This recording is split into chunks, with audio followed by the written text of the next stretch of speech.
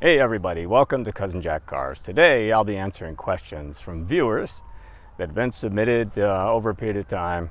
Another session of That's a Fax, Jack. And so let's get rolling. First question comes from Lotta Ching.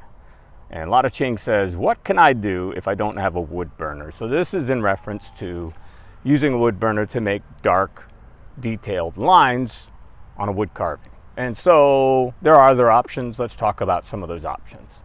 If you don't have a wood burner, you could, of course, paint in some really fine, thin black lines. If you had a liner brush, for example, really thin liner brush, that will work. You could also look into some of the ultra fine tipped permanent markers that are available that artists use. Even a Sharpie that's ultra fine tip could help you there. Other options would include just carving in the lines, and then you could do coal roasting, bark roasting, or antiquing. And what is all that, right? Coal roasting is a technique used by a lot of spoon carvers to make fine cuts into the wood, and then using a powdered substance like charcoal or a bark. You could also, for example, use ground coffee. I like to use ground cinnamon, works well for me. And antiquing, I do a lot of that. I use an antiquing medium. You'll see it on many of the carvings that I've done. And that's always a good way to get some black, detailed lines. So, thanks for your question. Next one comes from Brad Tate. He says, hey cousin, what gouges do you suggest for beginners? Well, cousin Brad, I would recommend some variety there as far as the size of the gouges.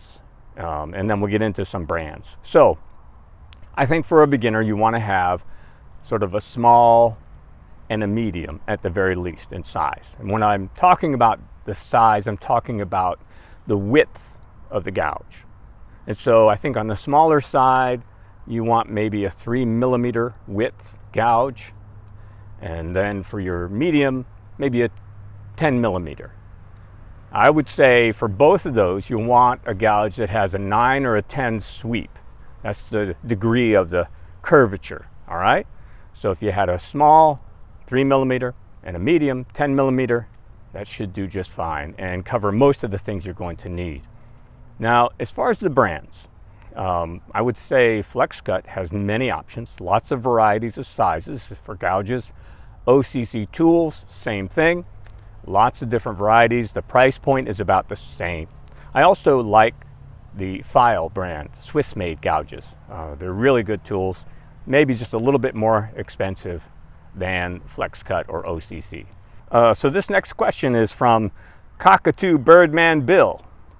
And he says, do you wet the wood that you carve? I really don't, very rarely, and because I don't need to.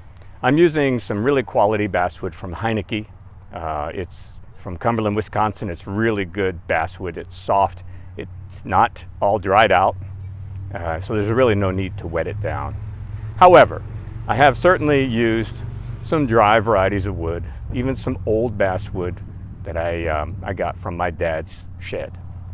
And there are some options that you can use. So for one thing, you could take a spray bottle and fill it with a 50-50 mixture of rubbing alcohol and water.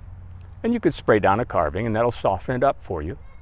That rubbing alcohol helps penetrate the wood grain, and it also dries faster than regular water. Another option you could try is get yourself a Ziploc bag and wet a paper towel, put it into the bag with your carving and seal it up.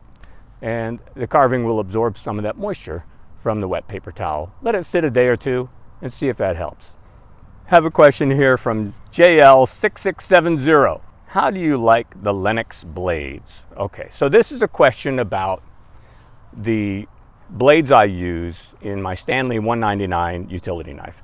So folks have seen me carve with this utility knife. And let me just take the blade cover off. And I do like to use Lenox Gold blades. Several reasons why I like that brand. Number one reason is it has 4 notches on the top of the blade instead of your standard utility blade, which has 2. The 4 notches let me extend the cutting edge further than you can with a regular utility blade. So I have more cutting edge to use available to me. Second reason I like these blades is that they have a coating on the edge. The cutting edge has a titanium nitride coating. It helps it hold an edge, cut longer, and last longer. Now I do hone my blades, so the factory edge, of course, is sharp, but if you hone them, they'll be even that much sharper. All right? So yes, Lennox Gold. And I'll put a link down below this video and show you exactly which blades I'm using. I'll have a link for you and a link for the Stanley 199 utility knife. Let's go to the next question from Gary DeBar. And Gary says, I use the Stanley 199 knife to carve too. How do you change your blade with the grip tape on? Okay, good question, Gary. It's really simple. So yes, I do use an overgrip on this knife, and when you are at the point where you've honed this blade enough, now it's time to flip the blade around to get the sharp edge back out. What do? Well, I just take the grip off of the blade or off of the handle, switch out the blade, and then I rewrap it. It's pretty simple. Just put another tape on there and you're all set. Now, if I feel like it's gotten to the point where the grip has worn enough that I should replace it, then I'll just put a brand new wrap on. It doesn't take a lot extra to just rewrap it. And I'll put a link below this video of the product that I use to wrap my handle, okay? All right, so next question comes from Pete Roberts. And Pete says, how about doing a book on IttyBillies there, Cousin Jack? Cousin Pete in Halifax, Nova Scotia. You just might have something there. I have considered it. And Sonny and I have been putting some ideas together that may provide all kinds of future opportunities. So stay tuned, and thanks for that suggestion.